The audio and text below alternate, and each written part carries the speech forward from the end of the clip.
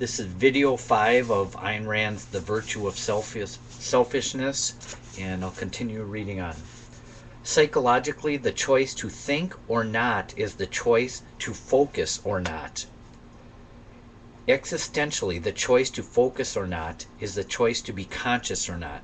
Metaphysically, the choice is to be conscious or not is the choice of life or death. Going back to self-interest, this is the preservation of one's life. Altruism, again, living for someone else's life or for God's life, is against one's own self-survival in Ayn Rand's philosophy. Consciousness, for those living organisms which possess it, is the basic means of survival. Again, mind being man's greatest asset. For man, the basic means of survival is reason, rationality and reason. Man cannot survive, as animals do, by the guidance of mere percepts. A sensation of hunger will tell him that he needs food if he has learned to identify it as hunger, but it will not let him tell him how to obtain his food, and it will not tell him what food is good for him or poisonous. He cannot provide for his simplest physical needs without a process of thought. He needs a process of thought to discover how to plant and grow his food, how to make weapons for hunting, etc. His percepts might lead him to a cave if one is available, but build the simplest shelter. He needs a process of thought. No percepts and no instincts will tell him how to light a fire, how to weave a cloth, how to forge tools, how to make a will, how to make an airplane, how to perform an appendectomy, how to produce an electric light bulb, or an electric tube, or a cyclotron, or a box of matches. So that's all done through learning for this self-interest, self-survival, and achievement and betterment of society. But man's responsibility still goes further. A process of thought is not automatic or instinctive, nor voluntary, nor infallible. Man has to initiate, to sustain it, and to bear responsibility for his results. Again, going back to cause and effect, your actions have consequences, so everything cause and effect through this moral code, this moral rational code. Nothing is given to man on earth except a potential and the material on which to actualize it. So again, going back to realism, everything being materialistic, concept driven, for the use of putting all those concepts together to move forward.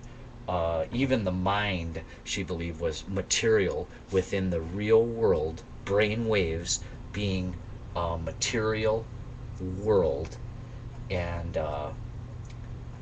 then through that thought, using the rational thought and the objective values that are laws of nature, is then how you can proceed forward in life. The standard of value of the objectivist ethics, the standard by which one judges what is good or evil, is man's life. Man's life is its own self-made soul, material soul. The concept of man itself as being an actual physical thought, materialistic physical thought, man, self-made soul. You create your own life, and this is not something that's beyond the physical, into God, into metaphysics. This is all within the material world. Since reason is man's basic means of survival, that which is proper to the life of a rational being is the good. That which negates or opposes or destroys it is evil. So anything that attempts to destroy your life, which is the measure of all things in this objectivist, realist philosophy, the survival of the fittest, back to the nature of man, Anything that goes against that would be considered evil.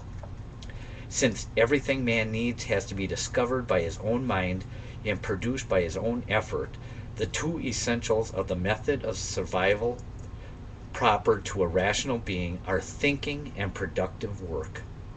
If some men do not choose to think but survive by imitating and repeating, like trained animals, the routine of sounds and motions, they learn from others, never making that their survival is made possible only by those who did choose to think and to discover the motions they are repeating.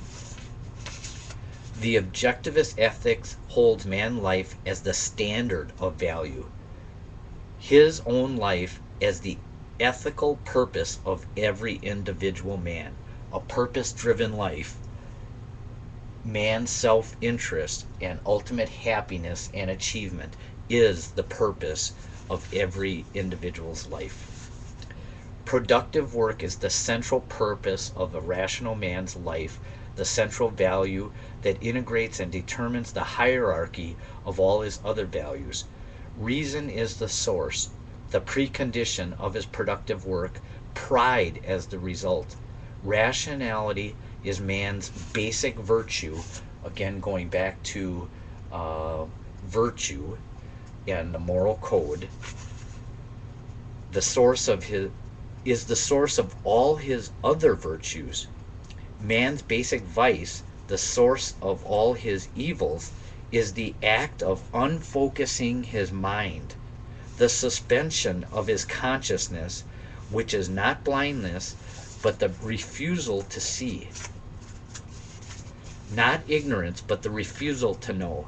Irrationality is the rejection of man's means of survival and therefore a commitment to a course of blind destruction, that which is anti-mind, anti-life. The virtue of rationality means the recognition and acceptance of reason as one's only source of knowledge, one's only judge of values, and one's only guide to action. And I'll end there.